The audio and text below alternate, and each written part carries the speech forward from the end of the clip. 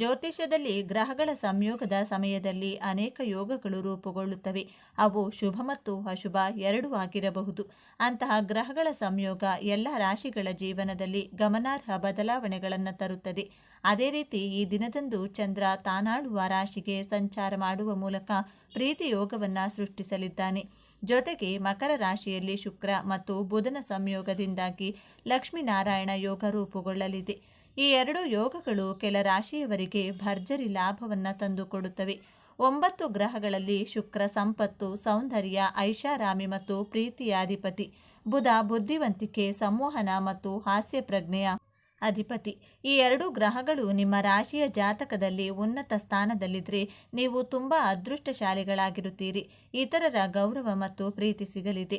ಅಲ್ಲದೆ ಐಷಾರಾಮಿ ಜೀವನ ನಿಮ್ಮದಾಗುವುದು. ಹಾಗಾದರೆ ಯಾವ ರಾಶಿಯವರಿಗೆ ಸಂಪತ್ತು, ರಾಜವೈಭೋಗ ಸಿಗಲಿದೆ ಎಂದು ತಿಳಿಯೋಣ ಬನ್ನಿ. ಅದಕ್ಕೂ ಮುಂಚೆ ನೀವಿನ್ನು ಚಾನಲ್ಗೆ ಸಬ್ಸ್ಕ್ರೈಬ್ ಆಗಿಲ್ಲ ಅಂದರೆ ಈಗಲೇ ಸಬ್ಸ್ಕ್ರೈಬ್ ಆಗಿ, ಹಾಗೆ ವಿಡಿಯೋಗೆ ಲೈಕ್ ಮಾಡಿ, ವಿಡಿಯೋ ಸ್ಕಿಪ್ ಮಾಡದೆ ಕೊನೆ ತನಕ ನೋಡಿ. ಎಲ್ಲರೂ ಭಕ್ತಿಯಿಂದ ಓಂ ಶ್ರೀ ಮಹಾಲಕ್ಷ್ಮೀ ನಮಃ ಅಂತ ಕಮೆಂಟ್ ಮಾಡಿ. ತುಲಾರಾಶಿ. ಬುಧ ಮತ್ತು ಶುಕ್ರನ ಸಂಯೋಗ ತುಲಾರಾಶಿಯ ಜನರಿಗೆ ಉತ್ತಮ ಫಲಿತಾಂಶಗಳನ್ನು ನೀಡುತ್ತದೆ. ಜೊತೆಗೆ ಚಂದ್ರನಿಂದ ರೂಪುಗೊಂಡ ಪ್ರೀತಿಯೋಗ ನಿಮ್ಮ ಪ್ರತಿಷ್ಠೆಯನ್ನು ಹೆಚ್ಚಿಸುವುದು. ನಿಮ್ಮ ಎಲ್ಲ ಆಸೆಗಳು ಈಡೇರುವ ಸಮಯ ಇದಾಗಿದೆ. ನಿಮ್ಮ ಆದಾಯವನ್ನು ಹೆಚ್ಚಿಸಲು ಹಲವು ಅವಕಾಶಗಳಿವೆ. ಕೆಲಸದಲ್ಲಿ ಬಡ್ತಿ ಮತ್ತು ಆದಾಯ ಹೆಚ್ಚಳದ ಬಲವಾದ ಸಾಧ್ಯತೆ ಉಂಟು. ವಿದೇಶಕ್ಕೆ ಹೋಗುವ ಅವಕಾಶಗಳು ಉದ್ಭವಿಸುತ್ತವೆ. ಅಲ್ಲದೆ ವಿದೇಶದಲ್ಲಿ ನಿಮ್ಮ ವ್ಯವಹಾರವನ್ನು ನೀವು ವಿಸ್ತರಿಸುವಿರಿ. ಹಿಂದೆ ಮಾಡಿದ ಸಾಲಗಳನ್ನು ತೀರಿಸಲು ಯೋಗ್ಯವಾದ ಸಮಯ ಇದು. ದಾಂಪತ್ಯ ಜೀವನದಲ್ಲಿ ಸಂತೋಷ ಹೆಚ್ಚಾಗಲಿದೆ. ಬಹಳ ದಿನಗಳಿಂದ ಬಾಕಿ ಇರುವ ಕೆಲಸಗಳು ಯಶಸ್ವಿಯಾಗಿ ಪೂರ್ಣಗೊಳ್ಳುವುದು. ವೃತ್ತಿ ಪ್ರಗತಿ ಹಾಗೂ ಆರ್ಥಿಕ ಲಾಭವನ್ನು ನೀವು ಪಡೆಯುವಿರಿ. ಧನುರಾಶಿ. ಧನುರಾಶಿಯವರಿಗೆ ಇದು ಸಂತೃಪ್ತಿ ಮತ್ತು ಶಾಂತಿಯ ಸಮಯ. ಈ ಅವಧಿಯಲ್ಲಿ ರಾಜಕೀಯ ಕ್ಷೇತ್ರದಲ್ಲಿ ಮಾಡಿದ ಪ್ರಯತ್ನಗಳು ಯಶಸ್ವಿಯಾಗುತ್ತವೆ. ಸರ್ಕಾರ ಮತ್ತು ಅಧಿಕಾರದಲ್ಲಿರುವವರೊಂದಿಗಿನ ಮೈತ್ರಿಗಳು ಪ್ರಯೋಜನಗಳನ್ನು ತರಬಹುದು. ಈ ಸಮಯದಲ್ಲಿ ಹೊಸ ಒಪ್ಪಂದಗಳು ನಿಮ್ಮ ಸ್ಥಾನ ಮತ್ತು ಪ್ರತಿಷ್ಠೆಯನ್ನು ಹೆಚ್ಚಿಸುತ್ತವೆ. ಉದ್ಯೋಗದಲ್ಲಿ ಅನಿರೀಕ್ಷಿತ ಯಶಸ್ಸು ಸಂತೋಷವನ್ನು ತರುತ್ತದೆ. ಮನೆಯಲ್ಲಿ ಶುಭ ಕಾರ್ಯಗಳು ನಡೆಯುವುದರಿಂದ ಮನಸ್ಸು ಉಲ್ಲಾಸದಿಂದ ಇರಲಿದೆ. ಅಲ್ಲದೆ ನಿಮ್ಮ ವೃತ್ತಿ ಜೀವನದಲ್ಲಿ ಪ್ರಗತಿ ಕಂಡುಬರುತ್ತದೆ. ನಿಮ್ಮ ಸ್ಥಾನಮಾನ, ಪ್ರತಿಷ್ಠೆ ಮತ್ತು ಖ್ಯಾತಿ ಹೆಚ್ಚಾಗುತ್ತದೆ. ನಿಮ್ಮ ಮಕ್ಕಳ ಕಡೆಗೆ ಜವಾಬ್ದಾರಿಗಳು ಈಡೇರಬಹುದು. ಈ ಸಮಯದಲ್ಲಿ ಪ್ರಯಾಣ ಆಹ್ಲಾದಕರ ಮತ್ತು ಪ್ರಯೋಜನಕಾರಿಯಾಗಿರುತ್ತದೆ. ಮಕರ ರಾಶಿ. ಚಂದ್ರನಿಂದ ರೂಪುಗೊಂಡ ಪ್ರೀತಿಯೋಗ ಹಾಗೂ ಲಕ್ಷ್ಮೀನಾರಾಯಣ ಯೋಗ ಹೊಸ ಆದಾಯದ ಮೂಲಗಳನ್ನು ಸೃಷ್ಟಿಸುತ್ತದೆ. ನಿಮ್ಮ ಸೌಮ್ಯ ಮತ್ತು ಮಾತು ಸಮಾಜದಲ್ಲಿ ನಿಮಗೆ ಗೌರವವನ್ನು ತಂದುಕೊಡುವುದು. ನೀವು ಶಿಕ್ಷಣ ಮತ್ತು ಸ್ಪರ್ಧೆಯಲ್ಲಿ ವಿಶೇಷ ಯಶಸ್ಸನ್ನು ಸಾಧಿಸುವಿರಿ. ಅಲ್ಲದೆ ನಿಮ್ಮ ಅದೃಷ್ಟ ಕುಲಾಯಿಸುವ ಸಮಯ ಇದು. ಉದ್ಯೋಗ ಮತ್ತು ವ್ಯವಹಾರ ಕ್ಷೇತ್ರದಲ್ಲಿ ನಿಮ್ಮ ನಿರಂತರ ಪ್ರಯತ್ನಗಳು ಅಭೂತಪೂರ್ವ ಯಶಸ್ಸನ್ನು ತರುತ್ತವೆ. ಕಾನೂನು ವಿವಾದ ಅಥವಾ ಮೊಕದ್ದಮೆಯಲ್ಲಿ ಗೆಲುವು ನಿಮಗೆ ಸಂತೋಷ ತರಬಹುದು.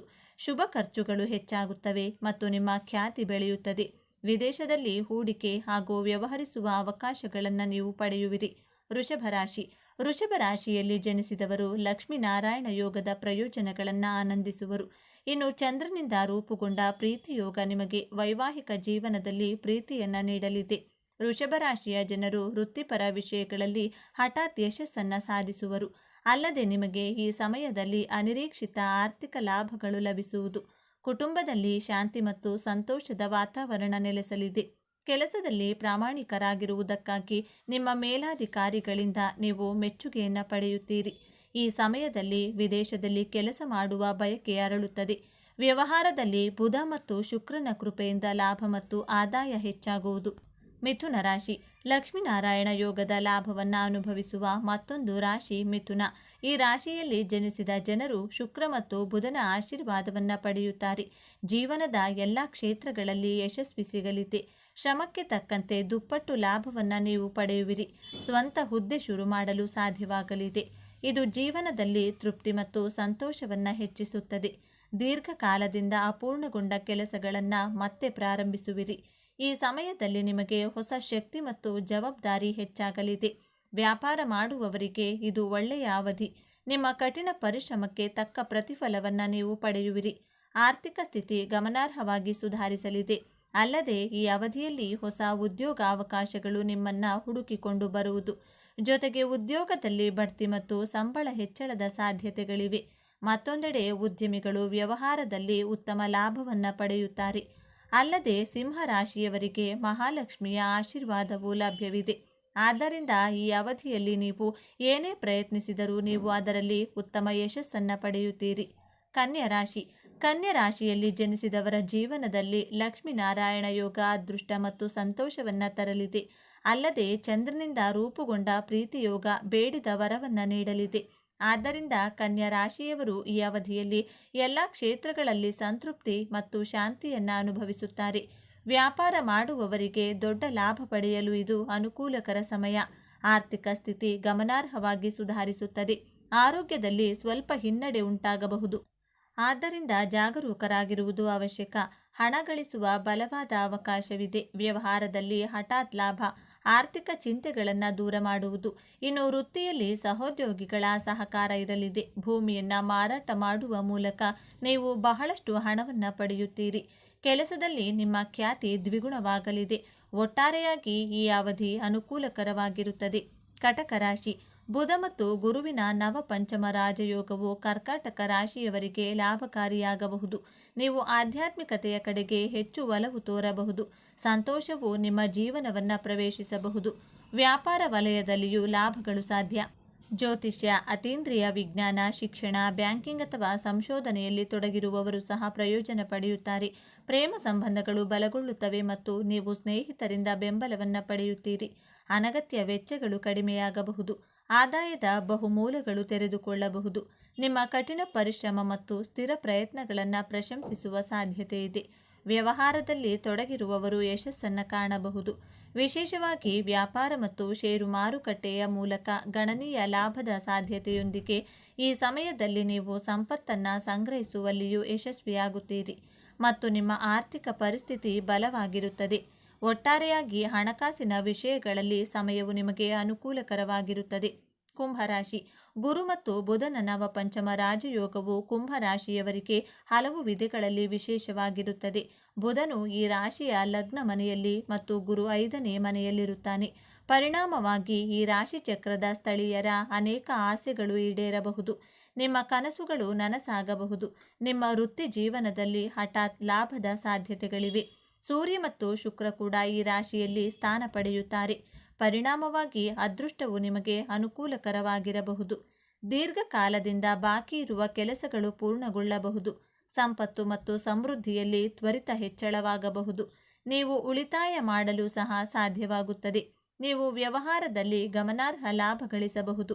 ನೀವು ಯಶಸ್ವಿ ಉದ್ಯಮಿಯಾಗಿ ಹೊರಹೊಮ್ಮಬಹುದು. ನೀವು ಇತರರಿಗೆ ಸ್ಫೂರ್ತಿಯಾಗಬಹುದು. ಪ್ರೇಮ ಜೀವನವು ಉತ್ತಮವಾಗಿರುತ್ತದೆ. ನಿಮ್ಮ ಸಂಗಾತಿಯೊಂದಿಗೆ ನೀವು ಗುಣಮಟ್ಟದ ಸಮಯವನ್ನು ಕಳೆಯುತ್ತೀರಿ. ನೀವು ಪರಸ್ಪರ ಸಮಯ ಕಳೆಯಲು ಸಾಧ್ಯವಾಗುತ್ತದೆ. ನಿಮ್ಮ ಆರೋಗ್ಯವು ಉತ್ತಮವಾಗಿರುತ್ತದೆ. ಈ ರಾಶಿಯ ಜನರ ಸೌಕರ್ಯಗಳು ಮತ್ತು ಐಷಾರಾಮಿಗಳು ವೇಗವಾಗಿ ಹೆಚ್ಚಾಗಬಹುದು. ದೀರ್ಘಕಾಲದಿಂದ ಬಾಕಿ ಉಳಿದಿರುವ ಕೆಲಸಗಳು ಪೂರ್ಣಗೊಳ್ಳಬಹುದು. ಮನೆ ಹೊಂದುವ ಕನಸು ಈಡೇರಬಹುದು. ವೃತ್ತಿ ಕ್ಷೇತ್ರದಲ್ಲಿಯೂ ಗಮನಾರ್ಹ ಪ್ರಯೋಜನಗಳು ಸಿಗಬಹುದು. ನಿಮ್ಮ ಕಠಿಣ ಪರಿಶ್ರಮ ಮತ್ತು ಸಮರ್ಪಣೆ ಫಲ ನೀಡಬಹುದು. ನೀವು ಅಪಾರ ಯಶಸ್ಸನ್ನು ಸಾಧಿಸಬಹುದು. ನಿಮ್ಮ ಆರ್ಥಿಕ ಪರಿಸ್ಥಿತಿಗೆ ಸಂಬಂಧಿಸಿದಂತೆ ಹೊಸ ಆದಾಯದ ಮೂಲಗಳು ತೆರೆದುಕೊಳ್ಳಬಹುದು. ಸಂಪತ್ತನ್ನು ಸಂಗ್ರಹಿಸುವಲ್ಲಿ ನೀವು ಯಶಸ್ವಿಯಾಗಬಹುದು. ನಿಮ್ಮ ಜೀವನದಲ್ಲಿ ಸಂತೋಷ ಬರಬಹುದು. ವ್ಯವಹಾರದಲ್ಲಿರುವವರಿಗೆ ನವಪಂಚಮ ರಾಜಯೋಗವು ಹಲವು ವಿಧಗಳಲ್ಲಿ ಮಹತ್ವದ್ದಾಗಿರಬಹುದು. ಪಾಲುದಾರಿಕೆ ವ್ಯವಹಾರವು ಗಮನಾರ್ಹ ಲಾಭವನ್ನು ತರುತ್ತದೆ. ನಿಮ್ಮ ಸಂಗಾತಿಯ ವಿಶ್ವಾಸವನ್ನು ಗಳಿಸುವಲ್ಲಿ ನೀವು ಯಶಸ್ವಿಯಾಗಬಹುದು. ಇದು ಗಮನಾರ್ಹ ವ್ಯಾಪಾರ ಲಾಭಗಳಿಗೆ ಕಾರಣವಾಗಬಹುದು. ವಿದೇಶದಲ್ಲಿ ವ್ಯಾಪಾರ ಮಾಡುವ ಅವಕಾಶವನ್ನು ಸಹ ನೀವು ಪಡೆಯಬಹುದು. ಪ್ರೀತಿಯ ಜೀವನದ ಬಗ್ಗೆ ಹೇಳೋದಾದರೆ ಅದು ತುಂಬ ಉತ್ತಮವಾಗಿರುತ್ತದೆ. ನಿಮ್ಮ ಸಂಗಾತಿಯೊಂದಿಗೆ ನಿಮ್ಮ ಸಂಬಂಧವು ಬಲಗೊಳ್ಳಬಹುದು. ನಿಮ್ಮ ಆರೋಗ್ಯವು ಉತ್ತಮವಾಗಿರುತ್ತದೆ. ಈ ಮಾಹಿತಿ ನಿಮಗೆ ಇಷ್ಟವಾದರೆ ತಪ್ಪದೆ ಜೈ ಮಹಾಲಕ್ಷ್ಮೀ ದೇವಿ ಅಂತ ಬರೆದು ಈ ವಿಡಿಯೋವನ್ನು ಪ್ರತಿಯೊಬ್ಬರಿಗೂ ಶೇರ್ ಮಾಡಿ.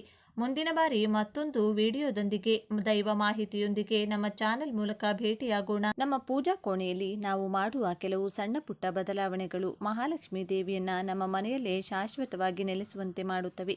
ಹಿಂದೂ ಸನಾತನ ಧರ್ಮದಲ್ಲಿ ದೀಪಾರಾಧನೆಗೆ ತುಂಬಾ ವಿಶೇಷವಾದ ಮಹತ್ವವಿದೆ. ಯಾಕಂದರೆ ದೀಪ ಅಂದರೆ ಅದು ಸಾಕ್ಷಾತ್ ಮಹಾಲಕ್ಷ್ಮೀ ದೇವಿಯ ಸ್ವರೂಪ. ಅದಕ್ಕೆ ಮನೆಯಲ್ಲಿ ದೀಪ ಹಚ್ಚಿದ್ರೆ ಕತ್ತಲೆಯ ಜೊತೆಗೆ ನಮ್ಮ ಜೀವನದಲ್ಲಿರೋ ಕಷ್ಟ ಕಾರ್ಪಣ್ಯಗಳು ಕೂಡ ದೂರವಾಗುತ್ತವೆ ಅಂತ ಪುರಾಣಗಳು ಹೇಳುತ್ತವೆ.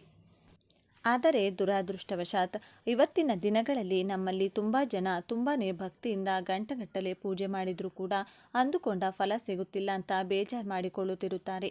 ಇದಕ್ಕೆ ಮುಖ್ಯ ಕಾರಣ ಏನಪ್ಪ ಅಂದರೆ, ನಾವು ಪೂಜೆ ಅಥವಾ ದೀಪಾರಾಧನೆ ಮಾಡುವಾಗ ನಮಗೆ ಗೊತ್ತಿಲ್ಲದೆ ಮಾಡುವ ಕೆಲವು ಸಣ್ಣ ಸಣ್ಣ ತಪ್ಪುಗಳೇ ಇದಕ್ಕೆ ಕಾರಣ. ನಮ್ಮ ಹಿರಿಯರು ಪೂಜಾ ವಿಧಾನದಲ್ಲಿ ಕೆಲವು ಕಟ್ಟುನಿಟ್ಟಾದ ನಿಯಮಗಳನ್ನು ತಂದಿದ್ದಾರೆ. ಒಂದು ವೇಳೆ ನೀವು ಈ ನಿಯಮಗಳನ್ನು ಪಾಲಿಸಿ ದೀಪ ಹಚ್ಚಿದರೆ ನಿಮ್ಮ ಮನೆಗೆ 1000 ಪಟ್ಟು ಹೆಚ್ಚು ಪುಣ್ಯ ಫಲ ಸಿಗುತ್ತದೆ. ಅಷ್ಟೇ ಅಲ್ಲ, ಕುಟುಂಬದ ಕಷ್ಟಗಳೆಲ್ಲ ತೀರಿ ಆ ದೇವಾನುದೇವತೆಗಳ ಆಶೀರ್ವಾದ ನಿಮಗೆ ಸಿಗುತ್ತದೆ.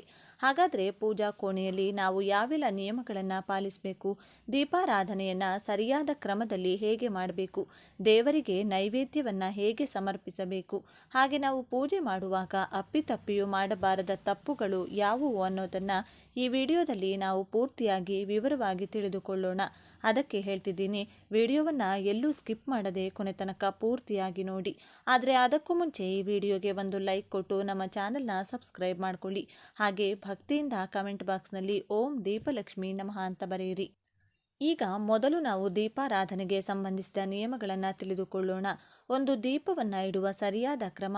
ಮೊದಲನೆಯದಾಗಿ ದೀಪಾರಾಧನೆಯ ನಿಯಮಗಳನ್ನು ನೋಡೋದಾದರೆ, ದೈವಿಕ ಶಕ್ತಿ ಇರೋ ದೀಪವನ್ನು ನಾವು ಯಾವಾಗಲೂ ನೇರವಾಗಿ ನೆಲದ ಮೇಲೆ ಇಡಬಾರದು. ಅದರ ಬದಲಾಗಿ ದೀಪದ ಕೆಳಗೆ ಕಡ್ಡಾಯವಾಗಿ ವೀಳ್ಯದೆಲೆಗಳನ್ನು ಇಡಬೇಕು. ಇಲ್ಲಾಂದರೆ ಕನಿಷ್ಠ ಪಕ್ಷ ಸ್ವಲ್ಪ ಅಕ್ಷತೆಯನ್ನಾದರೂ ಹಾಕಿ ಅದರ ಮೇಲೆ ದೀಪವನ್ನು ಹಚ್ಚಬೇಕು. ವೀಳ್ಯದೆಲೆಯನ್ನು ಇಡುವಾಗ ಅದರ ತೊಟ್ಟು ದೇವರಿಗೆ ಅಭಿಮುಖವಾಗಿ ಅಥವಾ ಉತ್ತರ ಪೂರ್ವ ದಿಕ್ಕಿಗೆ ಇರುವಂತೆ ನೋಡಿಕೊಳ್ಳಿ. ಇದು 2 ದೋಷ ನಿವಾರಣೆಗೆ ಪರಿಹಾರ. ಒಂದು ವೇಳೆ ನಿಮ್ಮ ಮನೆಯಲ್ಲಿ ಆರೋಗ್ಯ ಸಮಸ್ಯೆಗಳಿದ್ರೆ ಅಥವಾ ತೀವ್ರವಾದ ನರದೃಷ್ಟಿ ಇದ್ದರೆ, ಒಂದು ಸಣ್ಣ ಹಿತ್ತಾಳೆ ತಟ್ಟೆಯಲ್ಲಿ ಕಲ್ಲುಪ್ಪನ್ನು ಹಾಕಿ ಅದರ ಮೇಲೆ ಮಣ್ಣಿನ ಹಣತೆಯನ್ನು ಇಟ್ಟು ದೀಪ ಹಚ್ಚಿ. ಹೀಗೆ ಮಾಡೋದ್ರಿಂದ ಆ ದೋಷಗಳೆಲ್ಲ ಪಟಾಪಟ ಅಂತ ದೂರವಾಗುತ್ತವೆ. 3 ದೀಪದ ಸ್ವಚ್ಛತೆ. ಹಾಗೆ ಇಲ್ಲಿ ಮುಖ್ಯವಾಗಿ ನೆನಪಿಟ್ಟುಕೊಳ್ಳಬೇಕಾದ ವಿಷಯ ಅಂದರೆ, ದೀಪದಲ್ಲಿ ಬಳಸಬಹುದಂತಹ ಬತ್ತಿಗಳು ಯಾವತ್ತೂ ಕಪ್ಪಗಾಗಿ ಮಸಿ ಹಿಡಿದು ಇರಬಾರದು. ಯಾಕಂದರೆ ಆ ದೀಪದ ಬತ್ತಿಗಳು ಎಷ್ಟು ಸ್ವಚ್ಛವಾಗಿ ಚಿನ್ನದ ಥರ ಹೊಳಪಿನಂತೆ ಇರುತ್ತವೋ ಆ ಮನೆಗೆ ಲಕ್ಷ್ಮಿ ಕಟಾಕ್ಷ ಅಷ್ಟು ಬೇಗ ಸಿಗುತ್ತದೆ. ಇದರ ಜೊತೆಗೆ ಪೂಜಾ ಕೋಣೆಯಲ್ಲಿ ಯಾವಾಗಲೂ ಒಂದೇ ಒಂದು ದೀಪವನ್ನು ಒಂಟಿಯಾಗಿ ಹಚ್ಚಬಾರದು. ಕಡ್ಡಾಯವಾಗಿ 2 ದೀಪಗಳನ್ನು ಹಚ್ಚಬೇಕು. 4 ಯಾವ ಎಣ್ಣೆ ಬಳಸಬೇಕು. ಇನ್ನು ದೀಪಕ್ಕೆ ಬಳಸುವ ಎಣ್ಣೆಯ ವಿಷಯಕ್ಕೆ ಬಂದರೆ, ಹಸುವಿನ ತುಪ್ಪದಿಂದ ದೀಪಾರಾಧನೆಯ ಮಾಡುವುದು ಎಲ್ಲದಕ್ಕಿಂತ ಶ್ರೇಷ್ಠ. ಹಾಗೆ ಸಾಲದ ಬಾಧೆ ಇರೋರು ತೆಂಗಿನೆಣ್ಣೆ, ಶತ್ರುಗಳ ಕಾಟ ಇರೋರು ಎಳ್ಳೆಣ್ಣೆ ಮತ್ತು ಮನಸ್ಸಿನ ಪ್ರಶಾಂತತೆಗಾಗಿ ಹರಳೆಣ್ಣೆಯನ್ನು ಬಳಸಬಹುದು. ಆದರೆ ನೆನಪಿಡಿ, ಅಪ್ಪಿತಪ್ಪಿಯು ಅಡುಗೆಗೆ ಬಳಸುವ ಶೇಂಗಾ ಎಣ್ಣೆಯನ್ನು ದೀಪಾರಾಧನೆಗೆ ಬಳಸಲೇಬಾರದು. 5 ದಾಂಪತ್ಯ ಸುಖಕ್ಕೆ.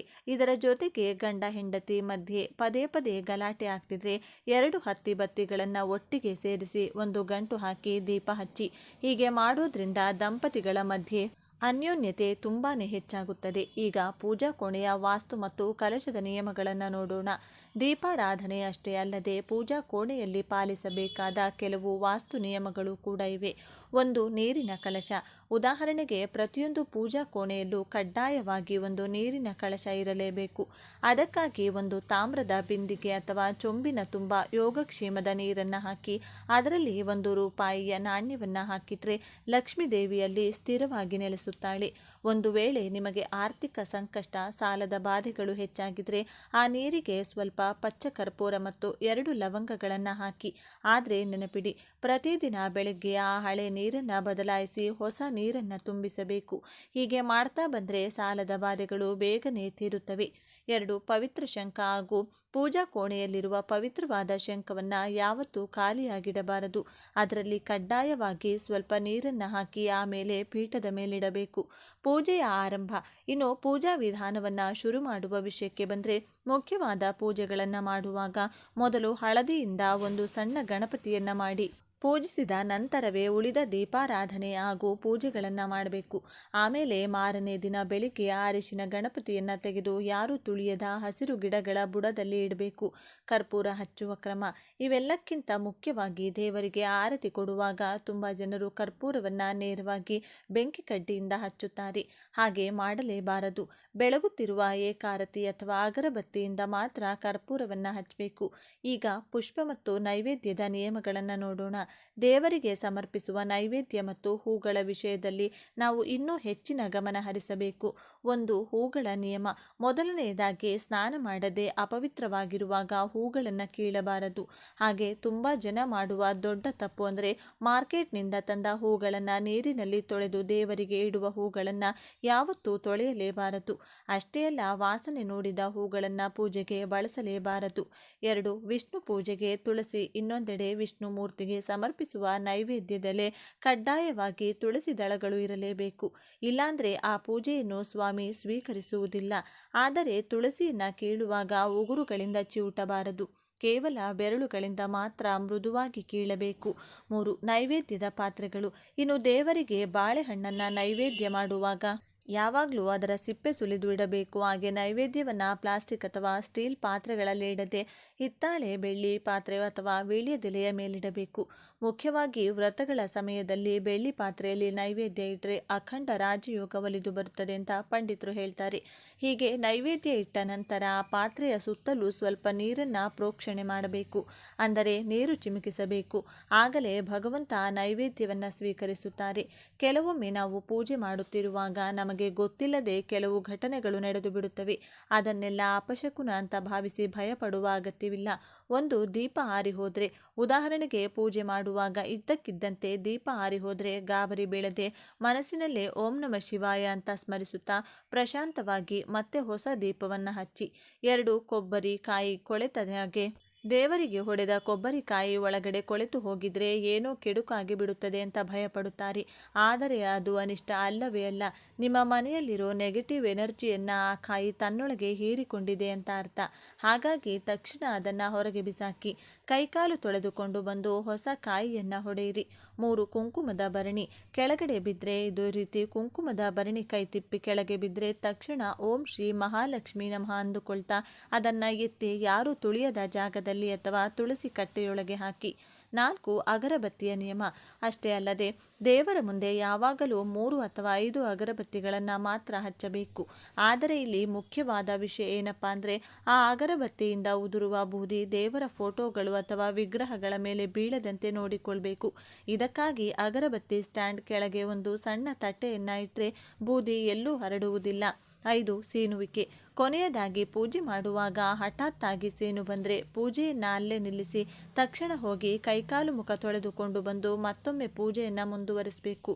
ಈಗ ಫೋಟೋಗಳ ದಿಕ್ಕು ಮತ್ತು ಪೂಜಾ ಕೋಣೆಯ ಅಂದದ ಬಗ್ಗೆ ಮಾತನಾಡೋಣ. ಪೂಜಾ ಕೋಣೆಯ ವಾಸ್ತು ವಿಷಯಕ್ಕೆ ಬಂದರೆ ಅಲಂಕಾರ ಎಷ್ಟು ಮುಖ್ಯವೋ ದಿಕ್ಕುಗಳು ಕೂಡ ಅಷ್ಟೇ ಮುಖ್ಯವಾಗುತ್ತವೆ. 1. ಫೋಟೋಗಳ ದಿಕ್ಕು. ದೇವರ ಫೋಟೋಗಳು ಯಾವತ್ತೂ ದಕ್ಷಿಣ ಮುಖವಾಗಿರಬಾರದು. ಅದು ಪೂರ್ವ ಅಥವಾ ಪಶ್ಚಿಮ ದಿಕ್ಕನ್ನು ನೋಡುತ್ತಿದ್ದರೆ ತುಂಬಾ ಒಳ್ಳೆಯದು.